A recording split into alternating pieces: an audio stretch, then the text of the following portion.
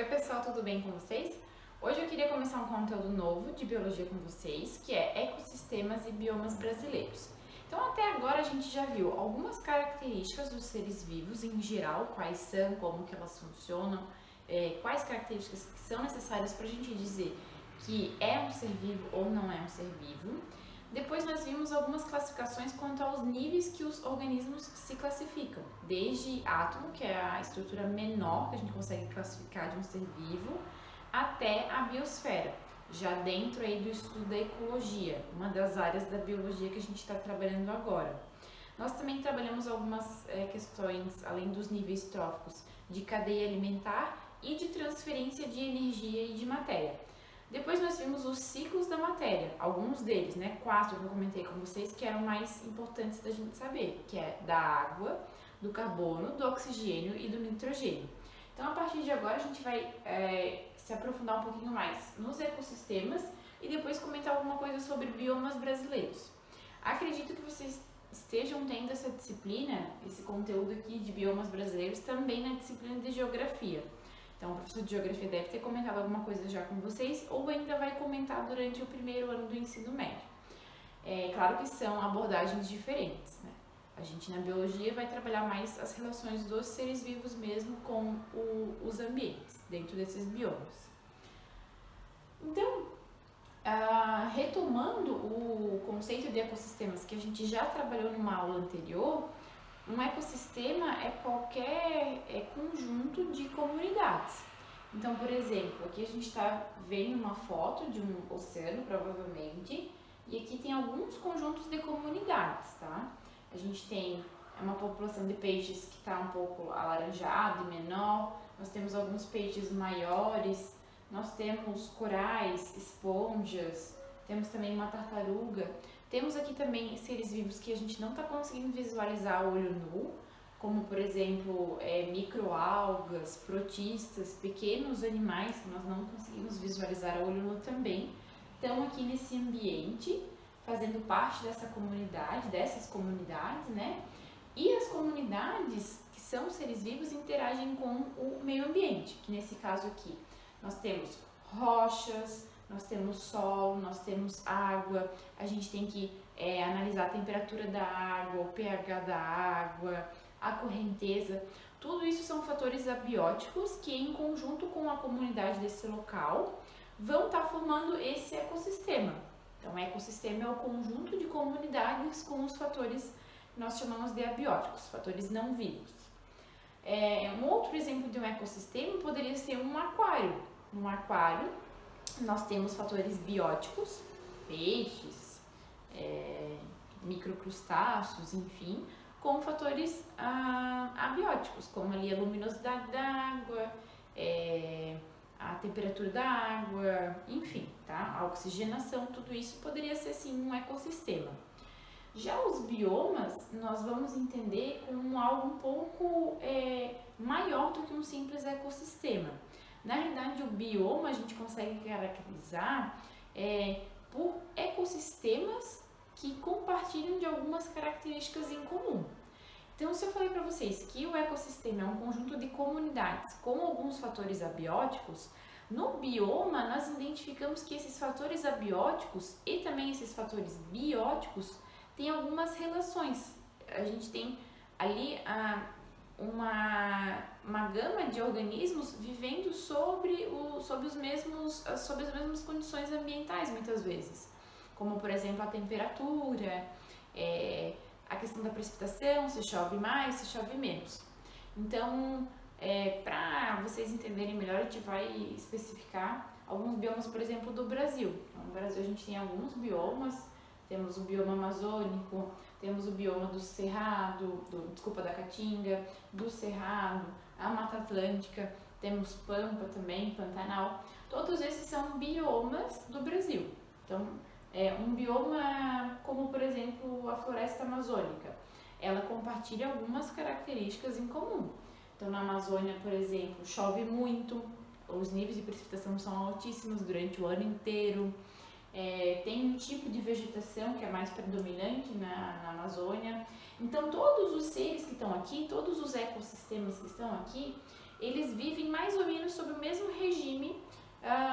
local, com relação às condições climáticas totais, tá? Então, é isso mais ou menos que define um bioma. Aqui a gente tem um exemplo de bioma brasileiro, a Caatinga. Ela tem uma extensão aí de mais ou menos 840 mil quilômetros quadrados na região do Nordeste do Brasil. E aqui nós temos seres vivos que compartilham das mesmas características climáticas. A Caatinga é uma região que é bastante seca, ou seja, chove muito pouco, os níveis de precipitação lá são bem baixos. Também é uma região onde faz muito calor, está próximo do Trópico do Equador aí, então faz geralmente ali próximo dos 30 graus a temperatura.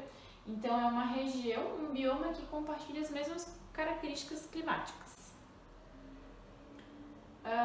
Para a gente falar sobre bioma, eu preciso explicar para vocês alguns termos, entre eles espécie endêmica e espécie cosmopolita, que vocês vão ver agora durante essa aula, esses termos para vocês não ficarem perdidos, né? Para vocês entenderem o que eles significam. Espécies endêmicas são espécies que acontecem somente em um local.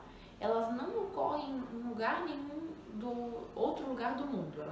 Se elas acontecem, se existe uma espécie que seja endêmica de São Pedro de Alcântara, ela não vai acontecer lá no Canadá, nem na França, nem na África do Sul. Ela só acontece em São Pedro de Alcântara, tá? Então ela só acontece naquele tipo de bioma que faz parte de São Pedro de Alcântara. É o caso aqui dessa perereca, dessa espécie. Ela é endêmica da Caatinga. Então essa perereca só ocorre no bioma Caatinga e não vai ocorrer, por exemplo, no Pampa, que é um bioma do Rio Grande do Sul. Não vai ocorrer na floresta amazônica, não vai ocorrer lá no Canadá, não vai ocorrer em outro local, ela só ocorre na Caatinga. Já a espécie cosmopolita é uma espécie que se adapta muito bem a qualquer condição climática. Então essa espécie ela pode estar em mais de um bioma. Como exemplo, eu trouxe o gado. O gado ele é uma espécie que pode estar em qualquer lugar do Brasil e do mundo. A gente tem gado no Pampa, temos gado na Caatinga, temos gado na floresta amazônica. Então tem gado em todos os lugares do mundo. A gente classifica como uma espécie cosmopolita. Ela já está bem adaptada a várias regiões, vários tipos de bioma, vários tipos de clima. Aí agora entrando um pouquinho sobre ecossistemas aquáticos. A gente vai conhecer um pouquinho sobre eles agora, como que eles funcionam. Os ecossistemas aquáticos, nós temos 3 exemplos. A gente pode ter um ecossistema oceânico, rios e lagos, tá? Todos eles são ecossistemas aí aquáticos, ou seja, conjuntos de comunidades que vão estar interagindo entre si e com fatores abióticos. Como que os seres vivos se portam nesses ambientes aquáticos?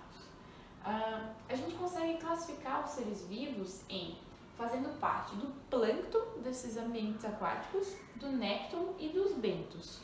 O plâncton sempre vai ser constituído de organismos que ficam ali conforme a maré ou conforme a correnteza.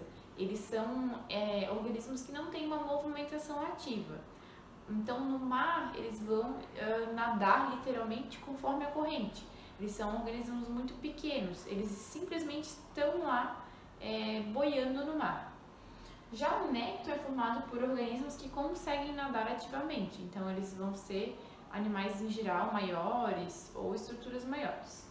E os bentos aí vão ser organismos ou que estão muito próximos do solo dessas regiões aquáticas ou que são fixos, ou a pedras ou ao próprio solo dos ambientes aquáticos.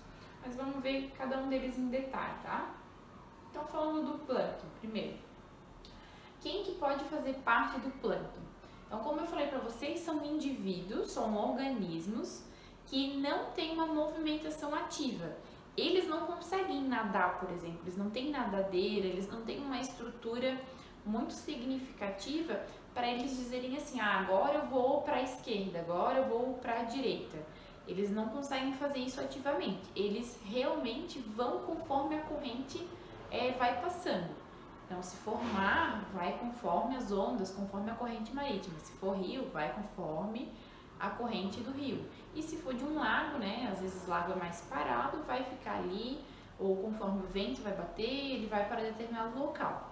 Então, são organismos que não têm movimentação ativa, eles são bastante pequenos, em geral eles são microscópicos, ou seja, nós precisamos do auxílio de um microscópio para conseguir visualizar eles. Aqui a gente tem alguns exemplos, tá, de organismos do plâncton. Esses aqui são marinhos, a gente tem microcrustáceos, ou seja, crustáceos bem pequenininhos. Aqui ó, a gente tem esse símbolo no livro, né? Sempre que vocês verem esse símbolo, tanto no livro quanto nas figuras da prof, significa que a gente precisa ou de uma lupa ou de um microscópio para visualizar. Então vejam que eles precisam para serem vistos, eles não conseguem ser percebidos a olho nu. Também temos aqui algas, essas algas aqui são filamentosas. Poderia ser uma alga como essas aqui, que são unicelulares. Essas aqui tem mais de uma célula nessa alga. Então, animais pequenos como crustáceos, protozoários também, algas unicelulares ou filamentosas, enfim, são organismos muito pequenos que aí vão fazer parte desse plâncton. Nós temos uma divisão dentro do plâncton, a gente consegue dividir em fitoplâncton e zooplâncton. O fitoplâncton é formado por algas, então são os protistas que conseguem realizar a fotossíntese. As algas, elas, dentro das células dela tem clorofila e conforme a luminosidade vai atingindo essas algas, elas conseguem fazer o processo de fotossíntese e gerar o seu próprio alimento, isso lá dentro do ambiente aquático. Já os zooplâncton são todos os organismos que fazem parte do plâncton e que não realizam fotossíntese, eles são seres heterótrofos, eles precisam consumir ou absorver da natureza para poder se nutrir. Então, eles não conseguem produzir o seu próprio alimento. E aí entram os pequenos animais e também os protozoários. O nécton, que é ali a segunda classificação dos seres vivos que eu comentei com vocês, é formado então por peixes maiores, por mamíferos, por quinidários, por moluscos, enfim, tá? Esses seres maiores aí que vivem no ambiente aquático e que conseguem se locomover de forma ativa. Então, ou por jato-propulsão, ou nadando, enfim, tá? Eles têm aí adaptações nos seus corpos, são muito maiores, nós conseguimos visualizar com o próprio olho, e esses organismos todos, então, fazem parte do nécton. Os bentos são os locais, são os organismos que vão estar justamente na parte mais inferior do ambiente aquático, em contato com o solo ou com as pedras. Então, nós temos aqui algas e plantas que são fixas, sésseis, também esponjas, corais, são todos organismos que são sésseis, eles ficam lá parados naquele mesmo lugar, fixados a uma pedra ou a um solo. E nós também temos organismos que não são sésseis, como esses animais, a estrela do mar, o lagostim, um siri, um caranguejo. Eles vivem muito próximo do chão, sempre rastejando e comendo, se alimentando, se reproduzindo muito próximo do solo ou das pedras, mas eles conseguem ter uma movimentação, tá? Então a gente tem os bentos que são sésseis e os bentos que são móveis. Diante disso, vamos ver agora cada exemplo, tá? A gente estava vendo aqui como que os organismos se classificam dentro do ambiente aquático. Agora vamos ver o exemplo dos oceanos.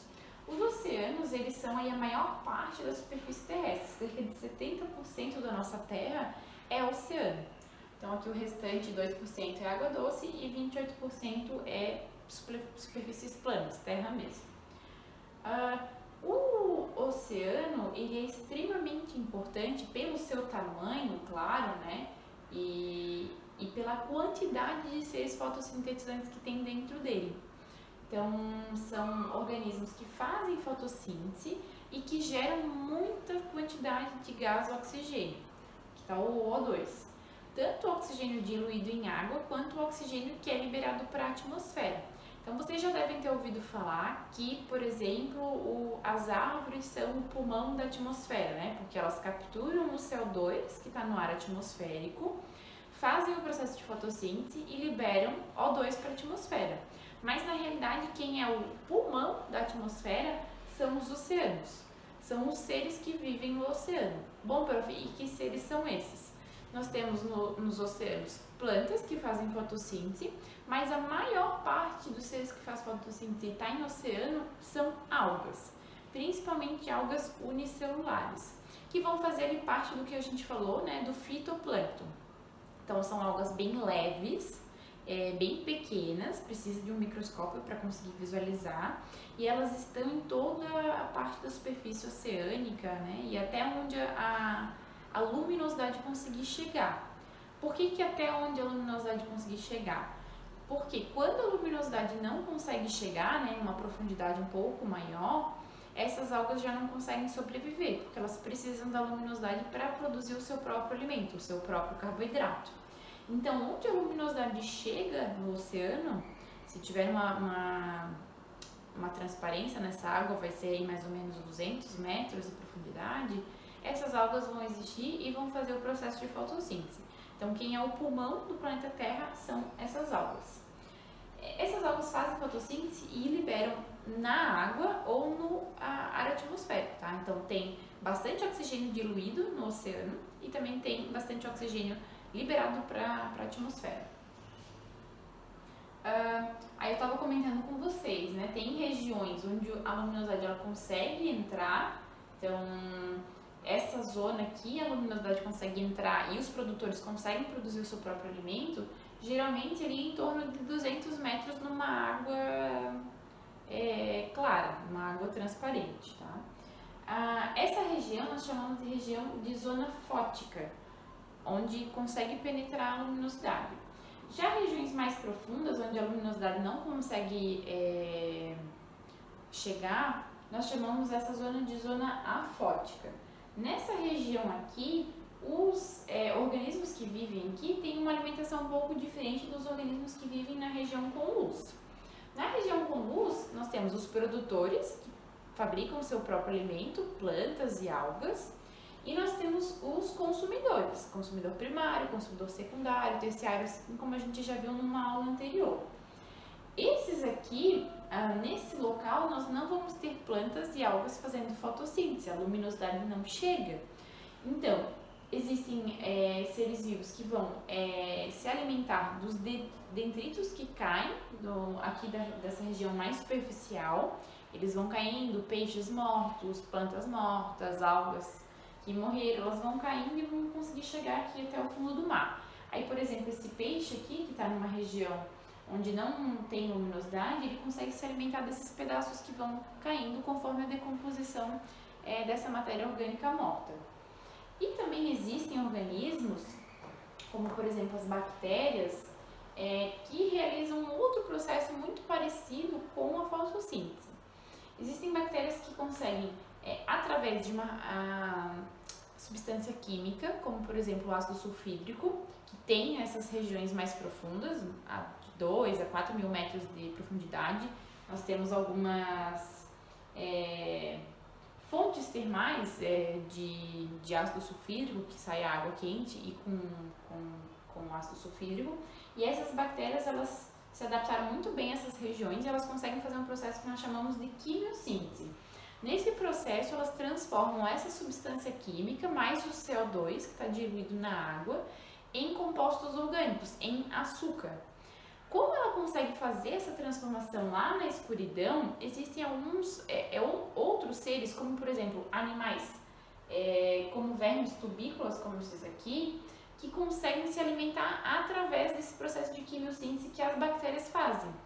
Essas bactérias elas vivem no interior desses vermes e elas fazendo a quimiossíntese, produzindo o próprio alimento, produzindo o açúcar, o verme tubícola se aproveita disso, tem as bactérias lá dentro e se alimenta desse açúcar que a bactéria produziu. Então ele não precisa se alimentar de outra coisa, ele apenas se alimenta do açúcar que a bactéria produz para ele dentro dele, tá? Então é uma questão interessante de associação, né, entre bactérias e vermes, que são animais. No Brasil nós temos uma região costeira bastante grande, que vai ali desde o Rio Grande do Sul até aqui o Amapá, então toda essa região costeira mais adiante, que a gente chama de Amazônia Azul. Tem uma diversidade bastante grande de animais, de vegetais, de protistas, fungos, bactérias, enfim, tá? Tudo isso aqui pertence ao Brasil. Agora, um exemplo de ambiente de água doce, um ecossistema aquático de água doce. Eu trouxe primeiro o exemplo do lago.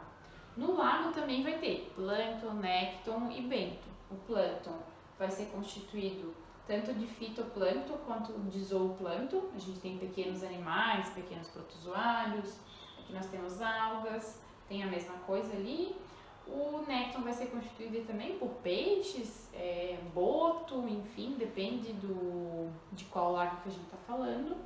E o bento, né, ele vai ser constituído também de crustáceos, como por exemplo siri, enfim, dependendo do lago que a gente está trabalhando, tá? Então, o lago tem uma situação um pouco diferente dessa situação que eu estava explicando para vocês do mar, tá? Aqui em regiões muito profundas, existem lagos aí que tem uma profundidade um pouco maior, nós não vamos ter uma concentração de oxigênio tão grande na profundidade. Por quê? No mar, mesmo que, deixa eu voltar aqui nesse slide para vocês, mesmo que aqui na profundeza do oceano não tenha luminosidade, não tenha planta nem alga fazendo fotossíntese e produzindo oxigênio, no mar nós temos muita correnteza, muita movimentação de água. Essa movimentação de água faz com que o oxigênio que está sendo produzido lá em cima, na superfície, onde pega a luminosidade, chegue até aqui nessa região mais baixa. Então, esse peixe aqui que sobrevive nessa região, ele precisa de oxigênio. Ele está o tempo inteiro filtrando a água, pegando o oxigênio que está diluído na água. No lago, isso já é diferente. Por quê? Porque a gente não tem uma rotatividade tão grande, a gente não tem maré. Geralmente, a água do lago ela é parada. Então, regiões muito profundas, dependendo da profundidade, claro, tá? Aí são lagos mais profundos que vai ter esse problema. Não vão ter animais, por exemplo, que precisam de oxigênio para sobreviver. Eles não vão existir nesses locais mais profundos desses lagos, tá? Aqui tem dois exemplos de lagos, o Lago Titicaca no Peru, que é bem grande, bem extenso, também tem uma profundidade grande. E aqui tem um outro lago lá na Austrália, que tem essa coloração rosada por conta dos níveis de sal e de uma alga específica que tem lá, que tem um pigmento avermelhado. Então, o lago fica dessa cor aqui. Agora, falando de rio. O rio também tem uma dinâmica diferente do lago. No rio, em geral, tem bastante correnteza. Então, nós também vamos ter um plâncton, só que esse plâncton ele vai ser renovado ali com uma frequência muito maior do que no lago. Ele não vai ficar estático, ele vai, conforme a correnteza, muito mais rápido para frente. A gente tem nécton também, tem peixes, só que esses peixes também sofrem muita ação da correnteza. Então, eles conseguem nadar ativamente, mas também sofrem uma ação da correnteza muito maior. E também tem bento, tá? Então, tem todas as três classificações de animais no rio também. O rio, geralmente, a gente tem uma nascente, que pode ser tanto de um degelo de uma montanha, ou pode ser uma região subterrânea, com água subterrânea que abriu. Aqui, a essa nascente vão se juntando outras nascentes, outros rios, e o leito vai aumentando desse rio, e no final ele desemboca no mar. O rio sempre vai correr em direção ao mar. Esse aqui vocês talvez conheçam, é o Rio da Madre, a foz do Rio da Madre. Foz é o final, onde ele desemboca no mar, e aqui é a Praia da Guarda do Embaú, tá? Os rios também, eles têm uma outra questão, rios e lagos, o mar não tanto, mas principalmente rios, a gente tem um entorno que se faz muito importante para as características que tem de ecossistema dentro daquele rio e também ao redor dele. Então, por exemplo, a gente tem a questão da mata ciliar. As matas ciliares, elas são importantes não só para o ecossistema interno de dentro do rio, mas também ao redor do rio. E isso muda completamente a dinâmica, tanto dentro quanto de fora.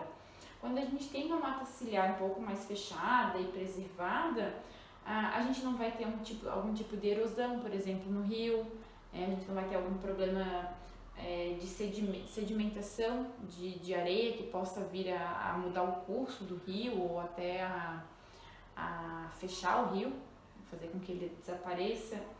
E quando você não tem, a gente tem essas situações, a gente pode desmoronar as regiões mais próximas, acontece de quando não tem muita árvore próxima, o rio evaporar mais, então pode ser que ele acabe acabando por conta desses problemas externos ao rio.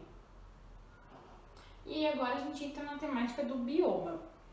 Os biomas, como eu estava comentando com vocês lá no começo, então eles são regiões que compartilham, são conjuntos de ecossistemas que compartilham as mesmas condições climáticas. E nós temos algumas condições, por exemplo, as zonas climáticas do globo terrestre. A gente tem aqui uma zona tropical, as zonas temperadas e zonas polares. Essas zonas, que classifica, é uma classificação didática, obviamente, mas elas têm ali a influência do sol, obviamente, e vai fazer com que a gente tenha diferenças tanto na vegetação quanto nos animais, na precipitação e no calor, enfim, em tudo, tá? E a gente aqui tem um gráfico de alguns tipos de floresta que nós conseguimos identificar com relação à precipitação, que é a quantidade de chuva, e também a temperatura média. Então aqui no eixo Y a gente tem a precipitação média, quantidade de chuva de 0 a 4 mil milímetros anual, e aqui embaixo a temperatura, de 30 a menos 10. Então a gente consegue destacar alguns tipos de floresta. Por exemplo, a floresta pluvial tropical é uma floresta que tem uma boa precipitação, aí de 3 a 4 mil, e tem uma temperatura média de 30 a 20 graus. Então aqui, por exemplo, a gente tem a floresta amazônica. Conforme a precipitação e a temperatura, nós conseguimos identificar que tem tipos de vegetação que se adaptam melhor àquela condição. E o tipo de vegetação também vai caracterizar o tipo de bioma, tá? Então nós temos um tipo de vegetação na Caatinga que é totalmente diferente da vegetação da Amazônia. Na Amazônia chove muito, então nós temos árvores grandes, frutíferas, enfim. Na Caatinga a gente já tem vegetação mais rasteira, menos robusta, tá? Então, que são vegetações que se adaptam melhor a um período de seca longo. Aqui é um exemplo de um bioma, então o bioma da Amazônia, que chove bastante aqui e é bem quente.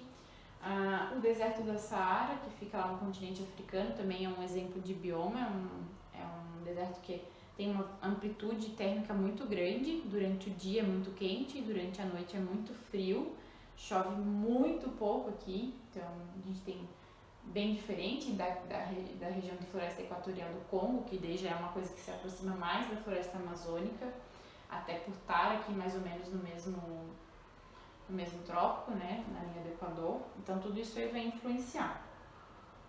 E no Brasil nós temos alguns biomas, tá? A gente tem o bioma amazônico aqui em verde, então a Amazônia, temos esse aqui rosa no meio, que é o Cerrado, que é bastante grande. Temos esse amarelinho aqui, que é a Caatinga. Esse verde que vai desde a região do Nordeste, litoral, até aqui o final de Santa Catarina e uma parte do Rio Grande do Sul, que é a Mata Atlântica. Nós temos o Pampa aqui em roxo e aqui em marrom a gente tem o Pantanal, que pega Mato Grosso e Mato Grosso do Sul, tá? Aí agora a gente vai ver um bioma de cada vez, tá?